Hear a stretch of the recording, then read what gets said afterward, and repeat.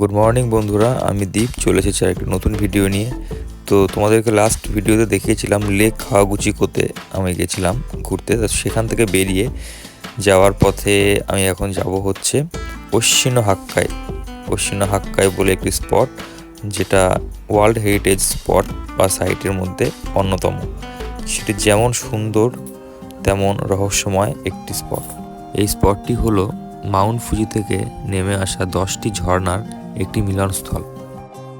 তাছাড়া অগ্নুৎপাত থেকে শুরু করে হ্রদের সৃষ্টি, সেখান থেকে ঝর্ণা কীভাবে এসছে এবং এটি কবে ওয়ার্ল্ড হেরিটেজে আখ্যা পেয়েছে, এই সব কিছুই পেজে দেওয়া আছে।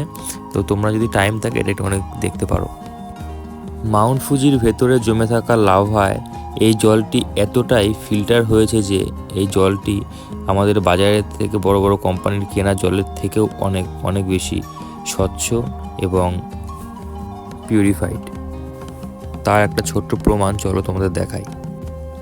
এই পুকুরটাতেই 10টি ঝর্ণার জল এসে পড়েছে। তো এই পুকুরটার গভীরতা 10 থেকে 12 মিটার হওয়া সত্ত্বেও নিচে পড়ে থাকা কয়েনগুলো, শ্যাওলাগুলো এবং মাছগুলোর স্বচ্ছতা দেখে তোমরা নিশ্চয়ই বুঝতে পারছো যে জলটা কতটা পরিষ্কার এবং স্বচ্ছ। আর হ্যাঁ, বাকি থাকলো তো এর সৌন্দর্য আর রূপ, যেটা বলার কোনো জায়গা রাখে না। সেটা তোমরা নিজেদের চোখেই দেখতে পারছো যে রূপ সৌন্দর্যতে এটা কতটা মাধুর্যপূর্ণ। আসলে বহুকাল আগে এই হ্রদটার উপর ভিত্তি করে একটা গ্রাম গড়ে উঠেছিল, যেটার কিছু অংশ আজও এখানে অবস্থিত। তো আমরা এক কথা বলতে পারি এটি একটি প্রাচীন এবং ঐতিহাসিক গ্রাম বা ভিলেজ।